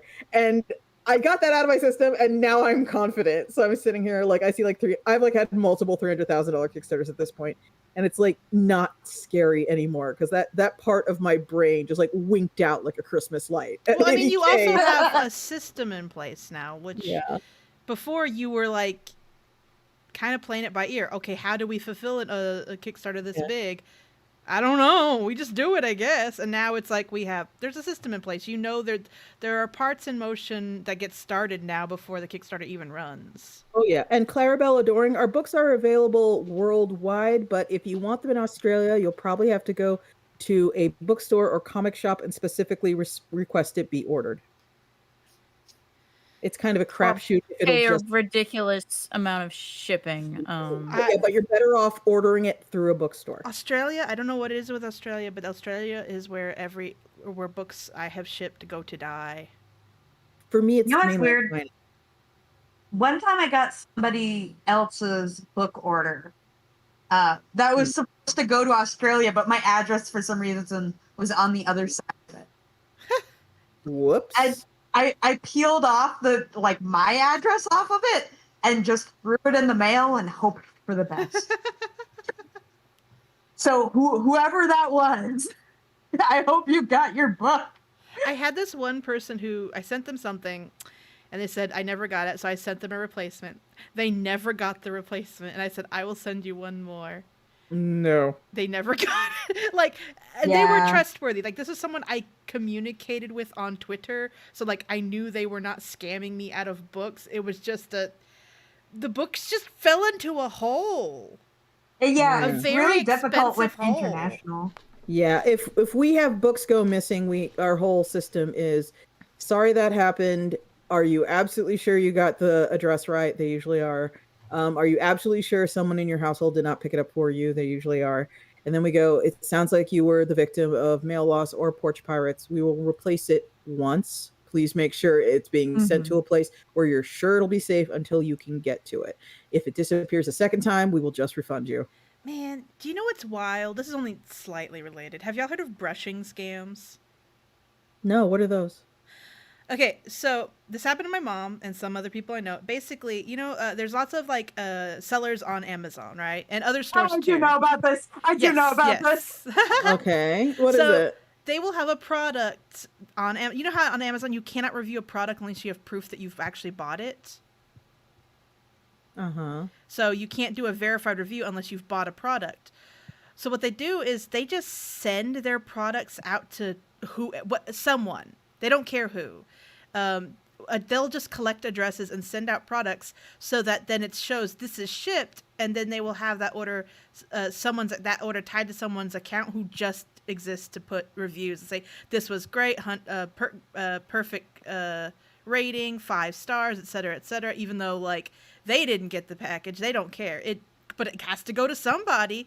That happened to my mom for a little while, where she was just getting all these items in the mail that she didn't order, like hairbrushes, this light up moon, on just garbage. It's mostly drop shipping type of stuff, mass produced stuff. None of it was special. It was all pretty cheap. One was a karaoke microphone.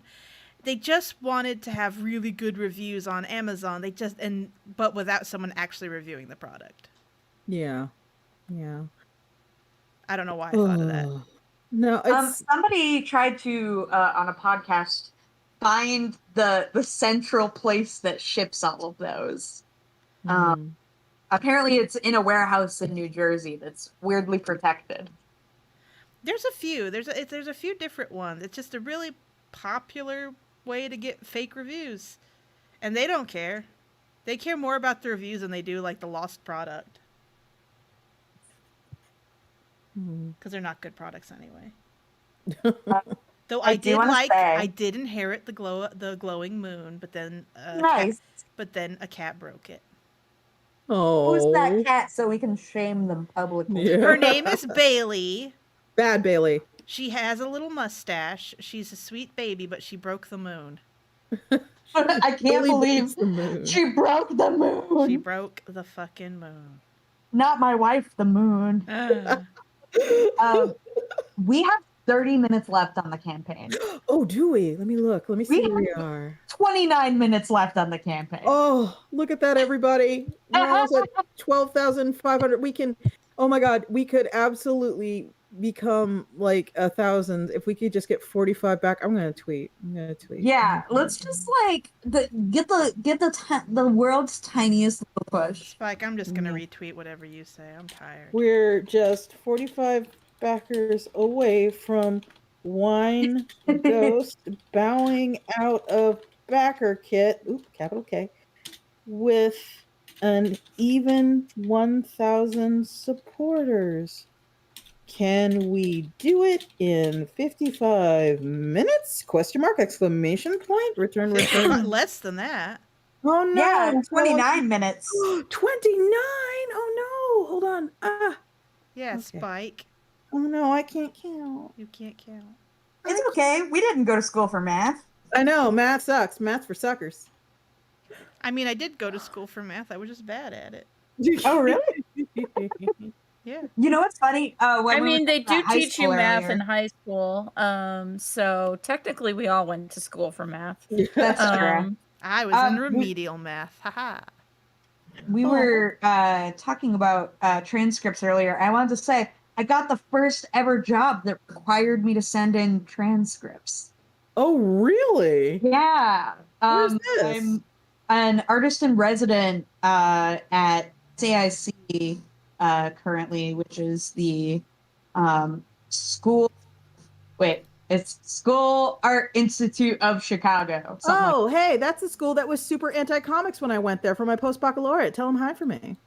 I will, because there's a whole department of cartoonists trying to fight against that. Yeah. I'll fucking bet there are now. Now there's fucking money in it. School of the Art Institute. Did you still say 55 minutes? Oh fuck, I did. Oh my God, I'm sorry. I went back and did the spell check and I forgot to change it. You're sorry. ruining everything. I ruin everything constantly. Also, Just you ask need my to tweet this husband. correctly so I can retweet it to the Iron Circus Twitter because I'm And tired. It's 27 minutes now. Oh my God, it's counting down so fast. Oh, it's ticking away like my life. Okay, I'm tired. We gotta get a newsletter going now too. Yeah, exactly. No. Okay, going there. but- Deleted the bad tweet. Tweeted the good tweet.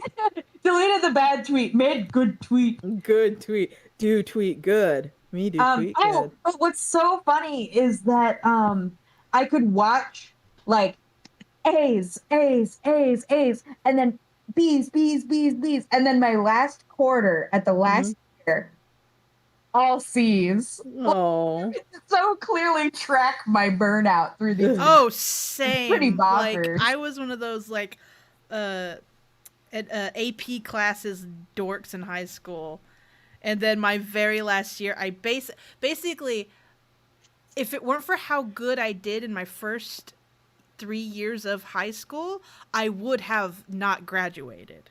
That's how bad I did in my last year. It was just very obvious. I went, no more. I give up. Basically, I realized I realized no matter how good my grades were, I was not going to college, so I gave up. Oh no! I mean, surely, like, college isn't for everyone, and I'm not saying that to be like, yeah. no, you didn't go to college or whatever. I wanted to be a teacher, though. Oh. I had a lot of friends that were the kids that took all the AP classes. And I very quickly realized I was applying to art school, so these AP classes would achieve nothing for me. Except I did take AP math, because if I passed AP math, I would never have to take math again. And I succeeded in that goal. But I remember my friends before school cramming because of all these different like super hard AP tests that they had, and I was just sitting there drawing while they panicked and stressed because they were overworking themselves. And one friend looked at me sitting there drawing a comic and then looked at everyone else being stressed out and then said to the rest of the group, I think Kel might be the smartest out of all of us. Makes sense. I mean, listen, Kel, I've known you throughout the campaign. Like, you are one of the smartest people, I will say. No. Thank You you. have galaxy brain. All three of you. Oh, do. bless. You're so kind. That's just true, though. I'm Oh, racks.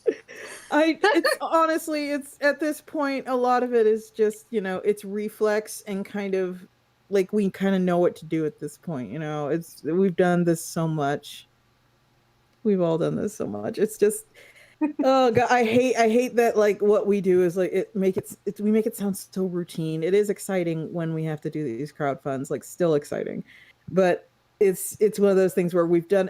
All right, I've been doing crowd funds so long. I've said this before. It's super bizarre to me when people talk to me and they talk about how terrified they are of running one because they're super intimidated. And Good, it's they like, should be. stop it, Amanda. No, you should be. It's hard. It is a lot of work. It's practically like if you're doing it on top of other stuff, it is at least a part-time job. Yeah, I mean, I haven't run my next crowdfund for the city between, even though the book is done, because they're a lot of work, and I don't got time for that right now. Like I also do think haven't more people can run them than maybe think they can, but at the same time, I think Agreed. we're doing people a Yeah. disservice to say like, oh, it's easy, you just do it. Yeah. I'm not saying it's easy, but I'm saying I find it surprising when people describe it as scary. It is scary. I suppose It's a lot of money to mismanage. Okay, that's true. It's a lot of money to mismanage, whether you intend to or not. It's a lot of expenses that are sometimes out of your control. Sometimes something just gets expensive. A price rises. You have to put the inventory somewhere. If you're living in your mom's house, good luck. Yeah. Can I mention something? No. Yes, I'm going to. Because it's something I think about constantly. And Matt and I say this on occasion where there's just some people who, when there are two people who Just kinds of two. people. There are two kinds of people when like a big crowd fund kind of finally ages out of the platform. There you are found two it wolves on. inside you. Yeah, and it drops into your account. And there's a person and I think this is me. This is a person when the money drops into the account, it feels like it's not real, like it's not actually money. And they go about their business using it to pay for what needs being paid for the project, because that's what it's for. And then there's the kind of person who basically sees the money drop into the account and goes completely insane. And I remember early on, there was a super horrifying crowdfund that happened for something called the Peachy printer. And its whole idea was it was a very affordable 3D printer. And I think it ended up making like 300,000. And then it went silent for a long time. And then it updated with a attached YouTube video. And I believe this was back before Kickstarter was usable by Canadians. So all the money dropped into the account of a friend of the person who ran it because he was Canadian and he couldn't send it to Canada. So he had to drop it in an American bank account. And the friend, instead of transferring the money, just built a house with it. No. Yeah, just took the money and built a house with it. I guess that's one of the reasons why Kickstarter now has that, like, you're not guaranteed to get rewards. Oh, yeah. I mean, they've been Kind of like that warning. since the beginning. They had that. Really? Yeah, they had that warning pretty early on. Yeah, they had the whole Kickstarter is not a store was a thing for a long time. Yeah. But like the video was very surreal to watch. I didn't back Peachy Printer, but I watched the video because I love a mess. And it was just the guy sitting there just staring daggers at his friend while his friend was, studying the fascinating linoleum tile floor. And there were photos interspersed of the house that was under construction. And it was a lovely house. And he was just like, I just want you to explain to people where the money is. And the guy just was like, yeah, it came into my account and I thought I'd pay it back. And I just, the opportunity came up to get this piece of land and to build this house. And I knew by the time I got that money on my own, that opportunity would have passed me by. So I figured I'd just use this money and do it. And then I would pay you back. And it overfunded. We don't really need that much to send out the PC printer. So I figured, I could just do this. And it was just so fucking, it was wild to see. Here's the thing, Spike, you say there's two types of people. I think there's one type of asshole. Yeah. It's just not a common person. Or you're not. Yeah, this is not a common person. Yeah, because there's also the type of person who proclaims that the sun told them they can't finish their game. Yeah. Ooh, whoa. That sounds so specific that there has to be a story. Yeah. It's really just, that's the whole story. They did a Kickstarter, it funded, and they were going to make a game. And then they said that, the sun spoke to them and said that they cannot make this video game. So they're not going to because they must obey the sun.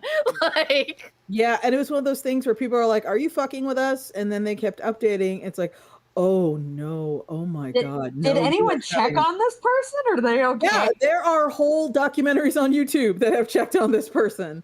And they're not better. They never got better. Oh no. Yeah. And it's crowdfunding is fucking wild. I wish Kickstarter didn't do the whole blockchain thing. That's a bullshit move. I thought they ended up not going through with it. Okay, the thing is that they are not implementing it right now, but they are leaving open the possibility of maybe using it in the future. Because they don't want to close that door because venture capitalists want jizz all over the blockchain. Jizz all over the blockchain. You heard it here first. But yeah, listen, as a that's person, what they want to do. It talk about blockchain. It makes all the venture capitalists hard and throw money at you. And I, as a person who used to have friends at Kickstarter has switched over from being run by the people who founded it to being run by people who came on board when it was already successful. And I believe when that happens in a company, there is a significant and perceptible change in the company culture. And I think that was part of what was behind this announcement. When they announced they were going to somehow implement blockchain, I had a meeting with the people who run Kickstarter on Zoom. And I asked them just hey, so I'm going to just ask you straight, are you going to ever reconsider this? And they said, no. I was like, okay. And I guess I'm never using your platform again. And it sucks because there's literally no need for Kickstarter to be within 100 miles of blockchain. It doesn't. This is the thing. Friend of Iron Circus, Kevin Wilson, listens to this tech podcast where the two hosts went to a big tech venture capitalist convention thing, and both of them had Get away from the microphone. question. Both of them went to this con specifically to get a question answered. One host wanted to ask everyone, what is the benefit of subscription service over selling a product to the consumer? Because obviously the benefit to the makers is we get more money. And then the other one is, what is a use for blockchain that is actually innovative and can't be done without blockchain? And the guy who went around asking service versus selling a service versus a product got some wishy-washy answers that are to disguise the answer as we want to charge people more money. Yeah. They gave some flimsy well, you can get stuff updated faster or more regularly. No, you can't. Blah, blah, blah. No, it actually takes so much longer. Yeah, it's a literal unnecessary step. Everything, yeah. And if anything, right. It takes so much power to correct it. Sorry. Right. So, but they at least had a BS answer. Like there was an answer, even though it was a BS one. No one had even an answer for why use the blockchain. Like they don't 'cause the even have the blockchain- bullshit answer because it's nothing. Yeah, it's nothing. It has no purpose. It serves no purpose other than inserting an unnecessary extra step that can be monetized by a third party. It's like that's it. That's why it's there. And it's almost it's revolting. Like on a fundamental level, the idea that we are now at the stage of malignancy in capitalism where this is even being taken seriously by anyone.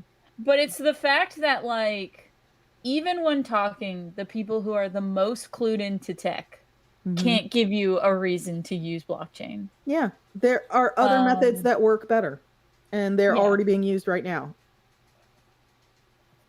What they want is... But even as far as inserting a middleman to be more profitable, you can do that without blockchain.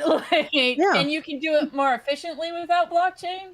Yeah. So it's not even good at predatory capitalism. It's just bad. Yeah, the thing that people always say about it is it's a solution in search of a problem, because it doesn't actually fix anything. So really, it's just a problem. Yeah, it's literally a problem. And I was just like, I remember like my last emails to folks at Kickstarter, I'm all like, yeah, this is the end. And I'm going to tell people why I left, and I'm not going to be a thought leader anymore. And the people I was writing, I should note here, the announcement that Kickstarter was going to incorporate blockchain, a lot of people at Kickstarter were also caught off guard by it. Like, this was not discussed. This was not mentioned in a meeting. What's going on? And if what I have heard is true, it was basically one guy there cornered the leadership and talked them into it. And then when they saw the backlash, they set it very quietly on a back burner, but they didn't take it off the stove. And the dude who proposed it has been tasked with proving it can do something useful for the site before it's implemented. And that was how many years ago? That had to be, that was like first year pandemic? I mean, maybe longer? Yeah. So, 2 years ago. And it would be really nice if Kickstarter could fucking just post something. It's like, hey, that blockchain shit, we're not doing it. Sorry about that mess. But they haven't, which I really don't like. So yeah, they even got a new CEO, and people asked him about that, and he was like, well, it might be useful in the future. It won't. It fucking won't. It's very frustrating to see that's what Kickstarter has decided to do. Well, and I'm glad. Sorry, I was gonna say I'm glad that alternative crowdfunding sites do exist that are against stuff. Yeah. Me too. I assume BackerKit is. Yeah, BackerKit has no interest in blockchain. What's pretty funny about it too is it feels like Kickstarter is like middle school and BackerKit is high school. Like, you now kind of like, it's something you graduate to when you have a general handle on things. Well, the thing with Kickstarter is that Kickstarter was kind of brave and unique when it started, but once it proved what it could do, what it is not actually special. It was just no one was willing to do it. Yeah. So, and it's been around the longest. And with that in mind, people stood by it out of basically goodwill. It had goodwill. That was why it was the crowdfunding platform, because it wasn't proprietary. Nope. It just, people trusted Kickstarter. Even when they were like scammy Kickstarters, it really didn't negatively impact Kickstarter itself. People still trusted Kickstarter. And so but without that goodwill, okay, you are easily replaceable. Yeah. Yeah. And I think BackerKit, when they come out of testing, because I should note here, like, this entire time BackerKit's been running crowdfunds, they are in testing. Like, we talk to the people in BackerKit all the time, and we suggest things and we ask questions, and they literally go in the code and fix stuff for us sometimes. Like, that's how in testing they are. But I think when they open up to the wider audience, I think there's going to be a migration, especially when we see things like the marketing aspect, because they can run ads for you and the fulfillment aspect where they have really nice back end, so fulfillment is easier. I think that's going to be the sort of the golden standard when they come out of sort of testing. And I can't wait for that to happen because I want people to have options that aren't let's burn down the rainforest to make beer and pizza money. Yeah. Anyway, we have 9 minutes left to fun Wine Ghost. Yeah. Let's do it. Let's go. Yeah, come on, everybody. 9 minutes. If you haven't backed Wine Ghost, you just gotta. If you haven't backed Wine Ghost, You're a nerd. Well, I that'll make haven't, but Wine that's Ghost just sad. because I'm going to steal a book from the warehouse like I always do. How fucking dare you? Criminal. That's how I got my Ivy pin. Thief. It was Thief. abandoned. It was Thief. abandoned. It was Thief. mine. Thief. I got yeah. that's how I got my Real Hero shit and my Stars Hide Your Fire, because ostensibly I'm supposed to take photographs of those. Yes, yes. Amanda is our product dresser, our product photographer. Eventually I want to work my way around to all the books. It just takes Yes, time. and we can have a sexy shop full of custom photo shoots, like all our books with the glamour shots at the mall. Yeah, that's Can my I- goal. Got their Can I hair get- feathered. Can I request Wine Ghost's book be placed in like a bubble bath? Yes. Yes. I In a will make it smoky happen. room with candles everywhere. I will make it Yeah. happen. Don't joke. Whenever I got the Wine Ghost vinyl figures, and immediately I was like, "Where's the red velvet? I need to photograph these on red velvet." Wait. Better. I want to put it in a ball pit. Hey. There are 12 people on the Wine Ghost pledge train. Choo choo. But yeah, no, there's totally ways. Like, we could, like, set that up. Get, like, a dishwashing bucket. Yeah. Get a bubble gun Yeah. or like pre-made suds somehow. There's ways. There's ways. For example, if you use glue in the soap, the bubbles will hold longer. Really? Yeah. Put a little dry ice in there to make it look steamy. Yeah, we could do it. We're gonna pull out all the movie tricks. Yeah. I could can't even wait vape for onto it. them. In the You gotta make sure it's like a ridiculous, like it's gotta be like blue raspberry bubblegum flavor. Matt can vouch Something when I like was in that. the warehouse getting the nice photos for the Lackadaisy Essentials book. I had got a bunch of dollar store party decorations, and I taped some to a lamp that I was hiding behind. So I could Beautiful. get that, like, shallow depth of field, blurry, glittery thing going. Well, and here's kind of a fun fact about the Wine Ghost cover.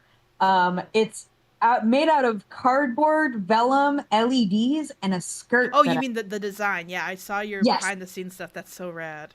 It's multimedia. Yes, it is. And then on one page, you'll see some pizza toppings. Those are actually, I put my eye on a scanner. Oh. One of But the cover dear. of one of Casey Green's books is actually like a multimedia thing he hired me to do. oh, really? Yeah, it's the I believe it's the All My Friends Are Dead book. Oh, nice. Yeah, he hired me to do like a multimedia little like kind of clay thing, and there's actually little clay figurines all throughout the book I sculpted of his characters. Oh, that's so cool. Yeah, that was one of the most fun things I got commissioned to do, and I fucking love his shit. Hey, yeah, Casey Green has to be one of my favorite artists. I Like, love Casey. He is a good boy. Not I only is the name of one of his series, but it's also a scripture.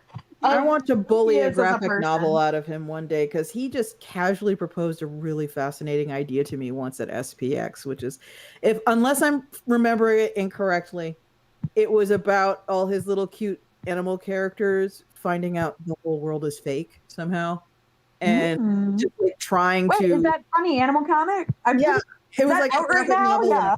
And he did write me and tell me, it's like, by the way, I'm adapting this for like a strip for King Features, so you're not going to get it. And I was like, that's fine. If you come up with something else, let me know. We got 969 backers. Oh, hey, nice. 5 minutes left. I'm going to tweet. Why do we have 5 minutes left? Oh my god, that flew by so fast. Thank you, everybody! Exclamation point, exclamation point, exclamation point. Oh, you know what? I should probably put 5 minutes, not 5 minute left. How about that? No, How about I it's spell it fine. correctly? How about I do that? Don't. How about I explore that untrodden territory where things are spelled correctly? As soon as this stream's over, I'm gonna go play Warframe. As soon as this Ooh. stream is over. Okay, so I play Sailwind, and it's about sailing a ship. We and know. I have just made it to Dragon Cliffs for the very first time, and I'm going to go sail my ship to Dragon Cliffs. I want you to know that in my RimWorld game, I'm playing as a group of mad scientist lesbians that are in a cult that's gonna make them into wolf people. Naturally. Incredible. And they're also gonna make a farm made of all wolf hybrids. So they will have wolf cows and wolf chickens and As one does. wolf horses and wolf lizards Wouldn't and have any wolf other way. cats. RimWorld's a great game. I wish I could play it. I'm just playing Splatoon right now. Oh, hey. I've been wanting to play Splatoon for a while. I need to get so good. one love day. it I'm gonna so bite much. the bullet. One day I'm gonna bite the bullet and jump in. Can It I looks be so a fun. salty No. bitch for like 3 seconds? No, this is me. So- I'm like climbing, like you know when like cats stand on each other Yes. to suppress the other. I'm the cat standing Yeah. on you to be like, no. Let's talk about Splatoon. I recently learned that Starfield is going to be an Xbox exclusive, and I was very happy to learn that because I don't own an Xbox. And I am one of those people who kind of has lost faith in all brand loyalty when it comes to video games, because EA and Bethesda have wildly disappointed me so thoroughly in I the don't past know what 5 you're to talking 10 about. Okay. When I was a little kid growing up, if you had ever told me there'd be a day I just stopped buying SimCity games, I would have never believed it. No. What's Starfield? Starfield is basically a game that under any other circumstance I'd be super excited about. Todd Howard, who is like the Bethesda guy everyone makes fun of, he has been That's wanting the funny to man make the Macro Boys yell at. Yeah, he has been wanting to make Starfield for literally 20 years. You can go back and find his posts on old forums 20 years ago where he talks about making it, which is it's being described as a NASA punk universe exploration role-playing game. So you can start out with like a house on another planet and take your spaceship to another planet and explore and get in fights and get in intrigue and all that stuff. And under any other circumstances, I would have been super excited for that. But Bethesda has wildly disappointed me so many times now that I don't buy their shit day one ever. I just don't. Y'all, we have flipped over into seconds. Oh, 100 shit. seconds. 100 seconds. I'm so stressed out. Oh God. Oh, God. 100 seconds right now.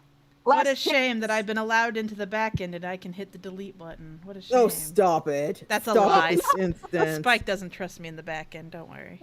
You just delete the whole campaign. Yeah. So much. Also, It's also so long.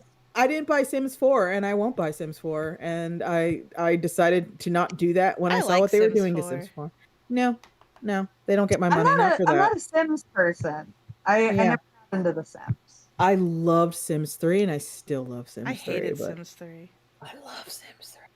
It was the ugliest fucking game. I loved it. Anyway, You cannot eat my ear.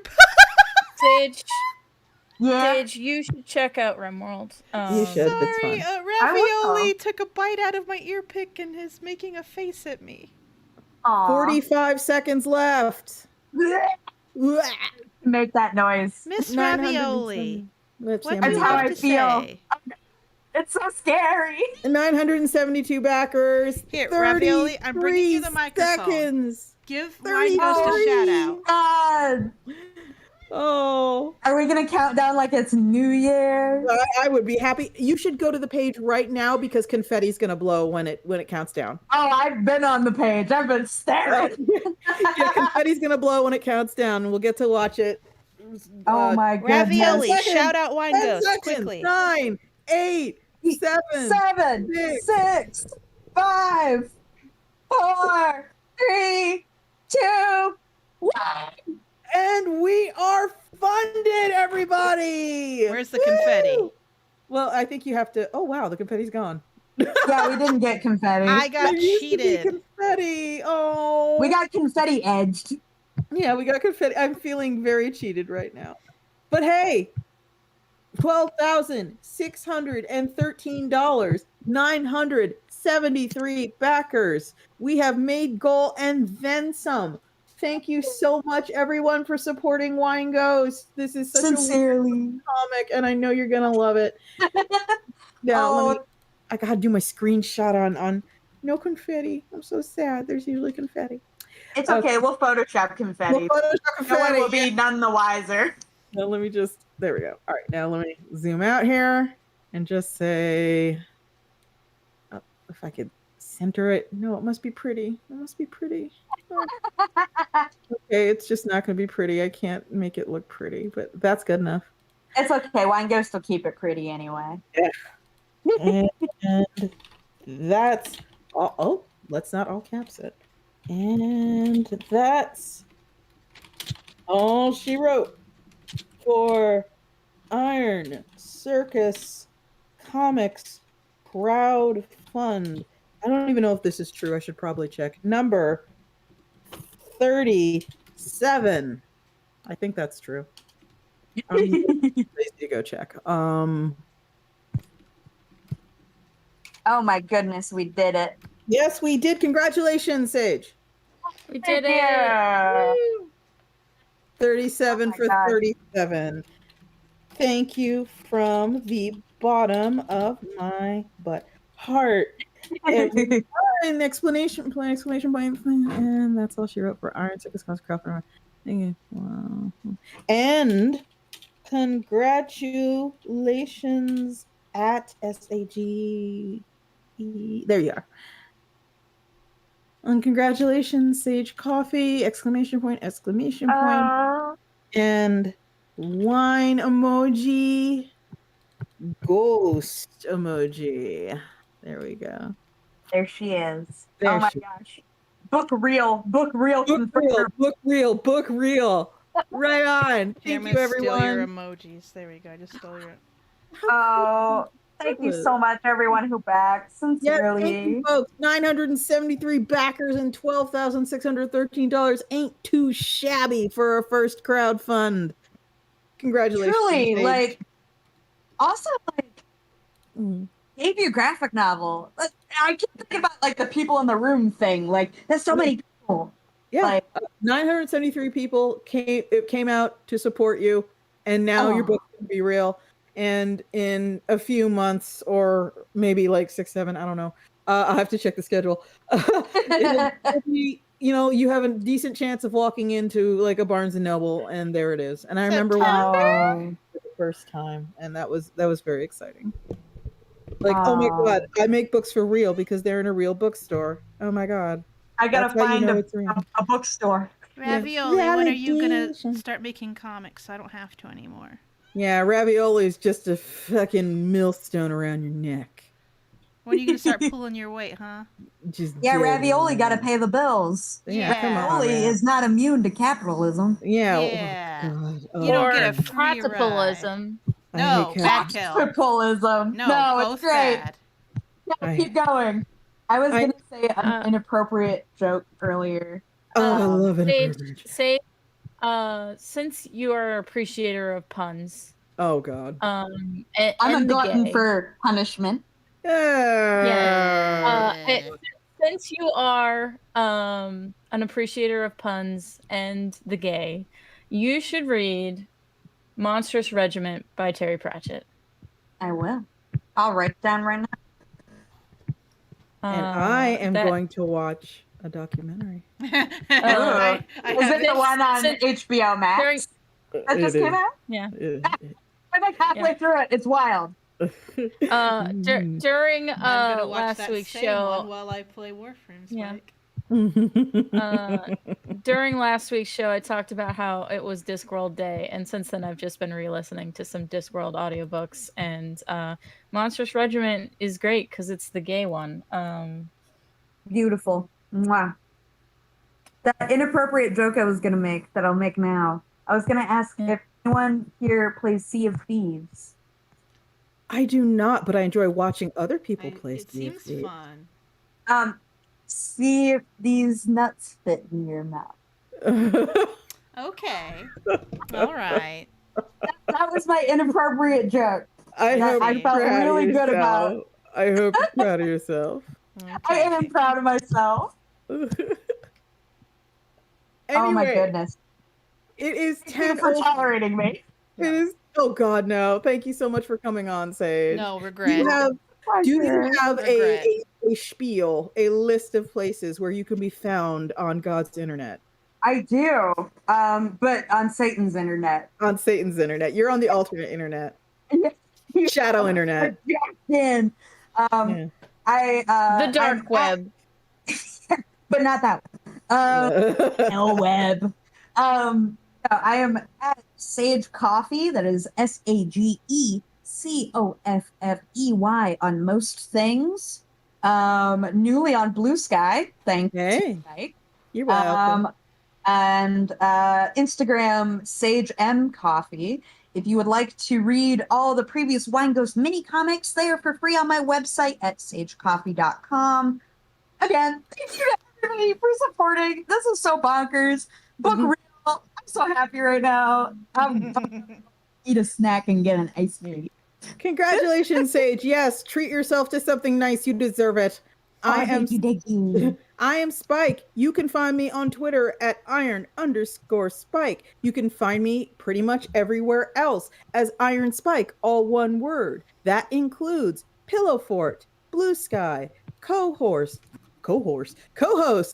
Shoutable, and Social. Of those, I currently only use Blue Sky, Pillow Fort, and co-host.